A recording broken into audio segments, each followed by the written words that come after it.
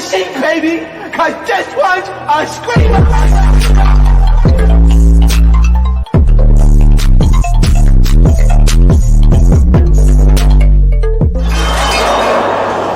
Are you not entertained? Are you not entertained?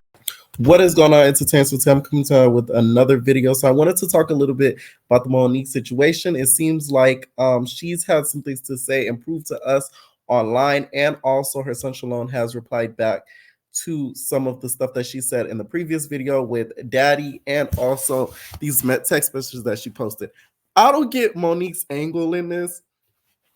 Why are you posting anything to prove anything to us? At the end of the day, the relationship is between you and your son. I hate when people, in regards to family, they try to prove things to other family members instead of the family member that matters, or instead of the person that matters, they're trying to prove it to everybody else in the world. Who cares what we think?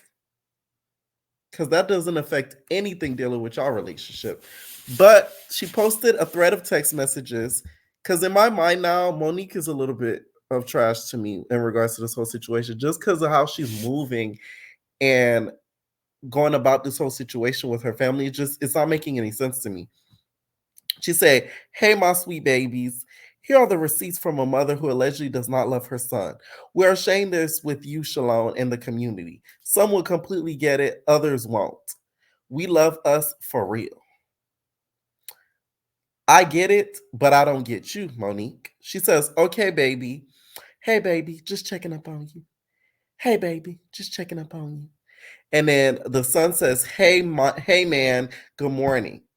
And then she says, "Hey, baby, did you mean to send this to me? LOL, man." And then he says, "Hey, ma, good morning. My phone autocorrected ma and put man." And she said, "LOL, that damn autocorrect, my sweet baby." And then it was a picture sent. She cropped that out. And then she says, "Hey, now, I see you. Hey, my baby, you good? I will call you tomorrow. I'm going to bed. LOL, your mom's getting older." So then he says, "LOL, love y'all."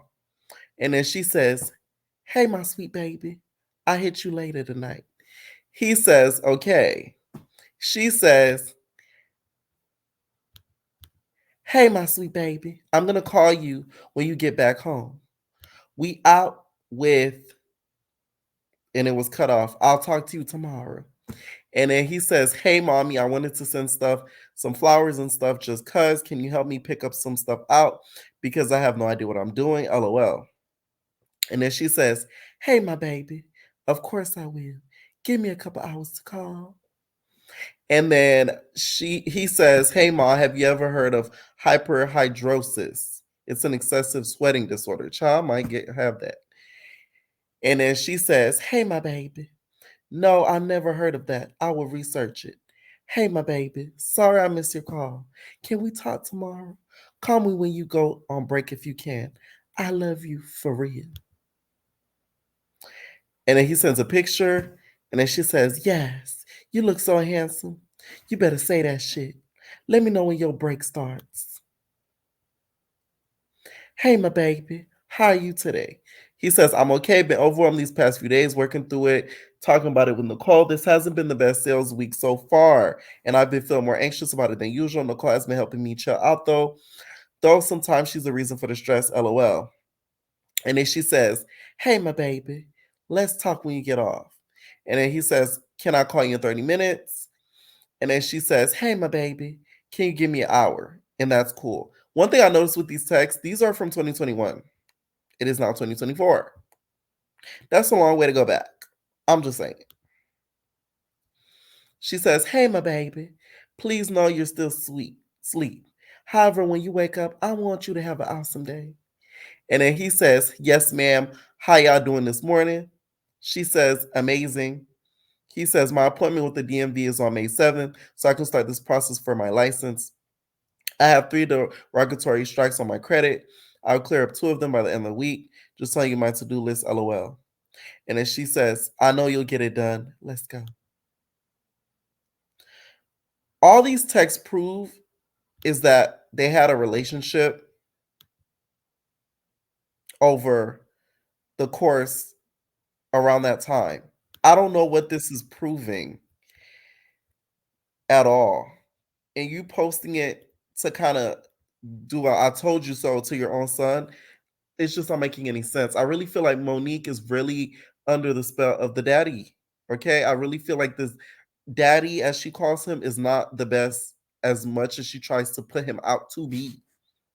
I feel like he has a huge part in a lot of her downfall because he mentally controls a lot of the things that she says and does. She's even said it out of her own mouth before. I'm telling you, that video, that first video that they put out sitting together, if you pay attention to the body language, if you pay attention to some of the things that they were saying, it's very disturbing because of the hold you can tell that he has on her.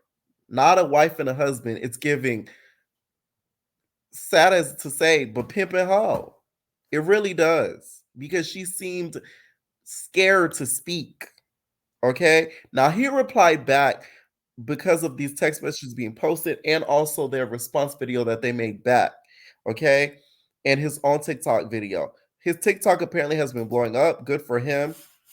Hopefully that's putting more coin in his pocket, especially with the fact that he states that he's not the most richest man in the world.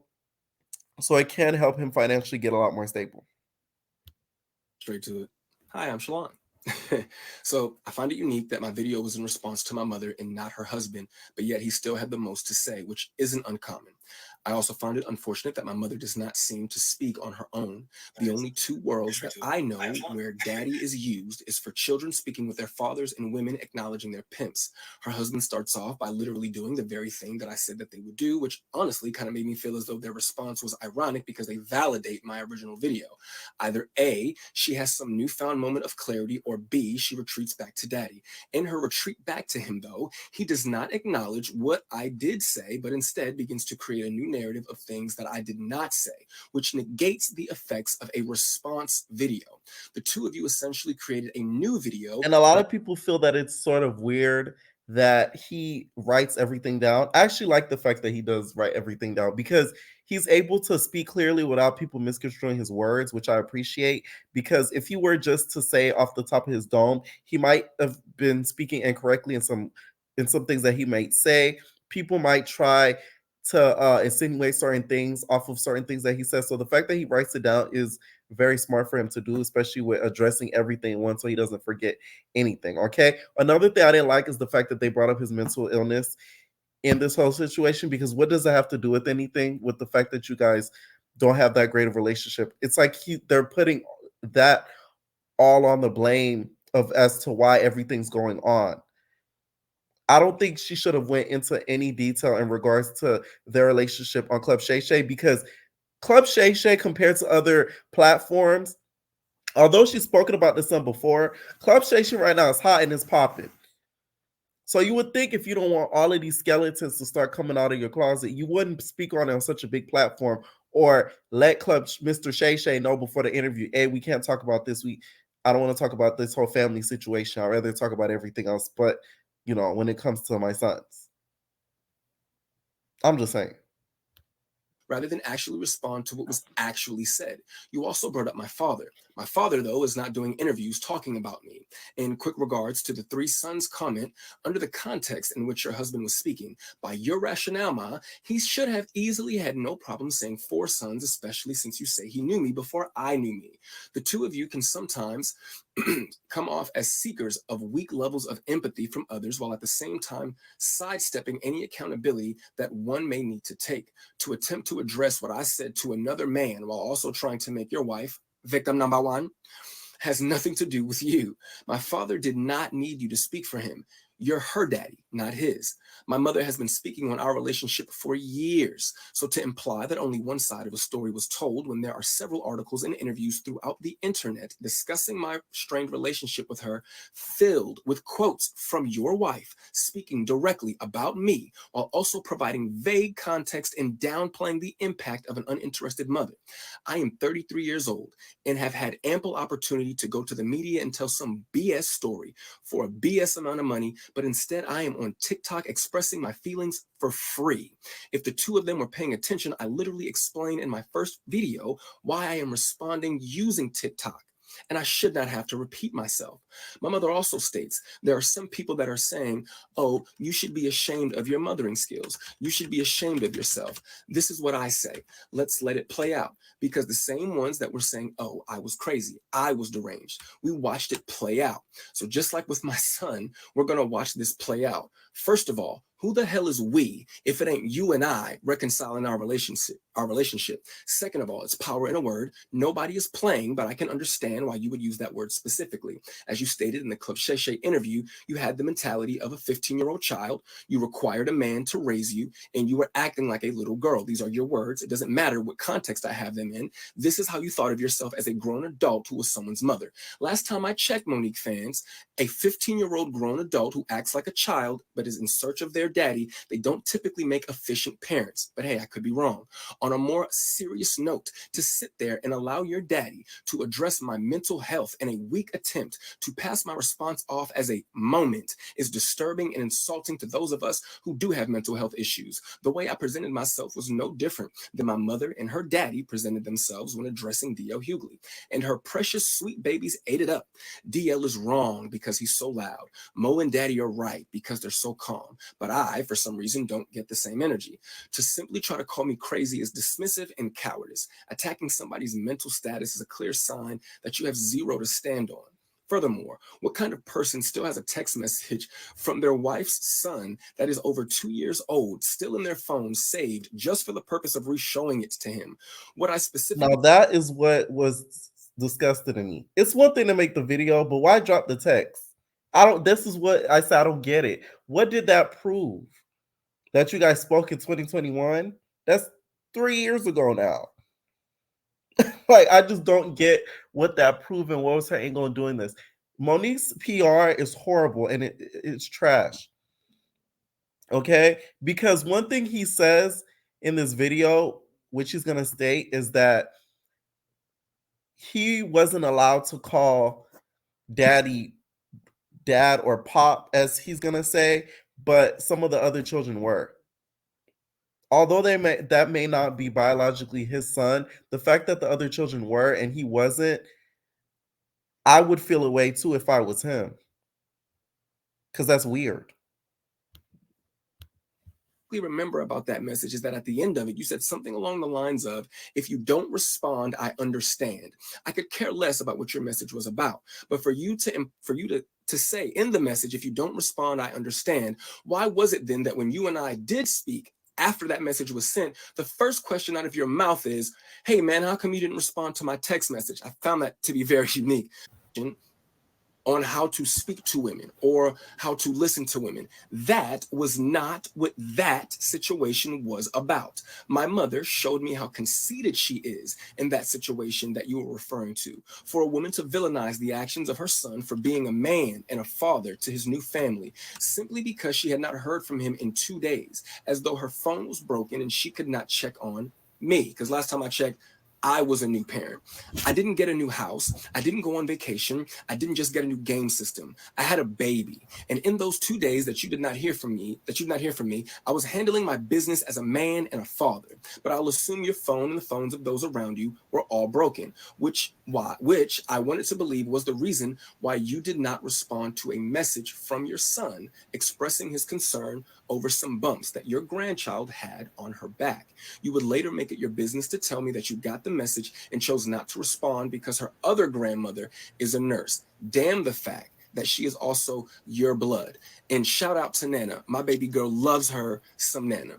The statement about money and then stating, don't let nobody introduce me to you, is not a competent statement to make because it wasn't a complete sentence, nor did the two things correlate with each other. And when did you have the time to introduce yourself to a son that you weren't interested in and didn't do the best job you could do? I'm starting to think that you're not hearing yourself. To address money, you gave me $10,000 for a down payment on a car. Yes, thank you again. Thank you. My girlfriend and I were already prepared to put our money together and get a car. You and your husband called us one day and stated that y'all were going to give us $5,000 for a down payment. We said, okay. You then called us back a day or two later and stated that you would be giving us $10,000 for a down payment on the car. You and him made the conscious choice to give us that money. We did not ask you for anything. But and this is why context is so important, because the way that they made that response video, it was if that's why I made the joke about me having to buy my own car at 18 with my own money. Because I'm thinking he asked and begged them to do it and to give him the money for the car. He didn't say that they didn't state that they offered the money up willingly. He didn't ask for it. So my whole thing is make sure to put every detail in when you're telling a story like that. It's an example of a rich person doing something for you, and because an example of a rich person doing something for you because they want to do it for you, but because it doesn't have the desired effect that they want it to have, you are inconsiderate and ungrateful. But let's take it a step further. I eventually would uncover that my mother had left me a UTMA worth $45,000. You never brought that account to my attention. You claim it was because you forgot that you even set it up in the first place, which validates my original point. Who forgets that they invested $45,000 into a child that at that time is the only child? When I was homeless and I called you to help me figure out how to access the account, you said, "Shalon, I don't even know what you're talking about. And if I did, why do you think I would help you?" After finding out from the Georgia Department of Revenue that they had been sending me mail to 3 separate Georgia addresses, all of which I lived at with you at some point or another. For the life of me, I can't grasp how those letters managed to slip by so many people at 3 different locations. I did, however, eventually get access to the money and the brokerage account that you had set up for me with Morgan Stanley. To be fair, what you put together for me was amazing, especially had I let it sit for a year or two, which made it bittersweet that you wouldn't have wanted to help or even educate me on how to manage what I had.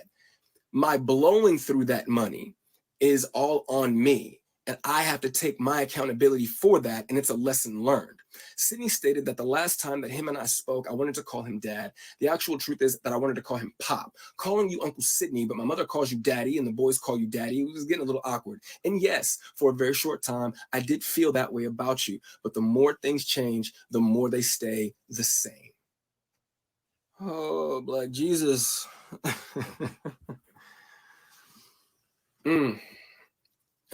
I do just want to really quickly give a really, really big thank you to the support that I've received throughout this.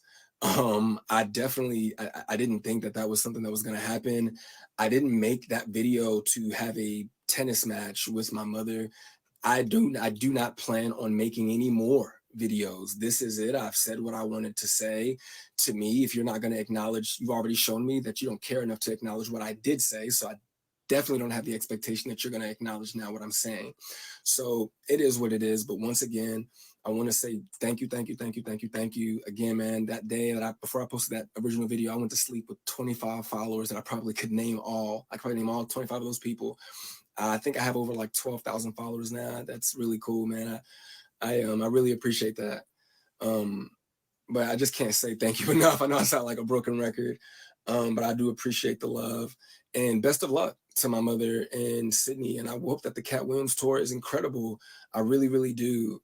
But when it comes to me, I am going to enjoy being a dad and being a man and just going through life, man. I don't want to be famous or notorious for being someone's neglected kid. I don't want that to be my story. And I only said what I said just to provide context, not to become anything. But y'all be safe, man. Peace. This whole situation, I find it extremely triggering. I find it extremely sad. I think Monique, to me, this is a humbling experience for her because she's basically, while trying to expose her son and prove to us certain things, she's actually exposing herself, which is actually sad. She's exposing herself to be a gaslighter and to be a little bit of a narcissist because of certain things that she's done during this whole situation in regards to the video and in regards to these text messages, which to me was so unnecessary. Okay, the best thing Monique could do is 1, remove that post. 2, do not ever speak about this ever publicly, because if you are not going to work on bettering you guys' relationship together, then what's the point of even speaking on about it? Because anything that you speak on this young man about all it's going to be doing is triggering any past trauma that he had in the past. So it's not helping anything. Okay. That's what I think about the whole situation. I don't think this is going to affect the tour regardless, because Monique and her on herself, besides her personal life, is actually funny. I just don't think Daddy is as helpful as she tries to make it seem. It seems like he's more interested in the business aspect of her life than mending anything personal in regards to her life. Okay. Let me know what you guys think down below about this whole situation. And we're out, babies. No personal thing.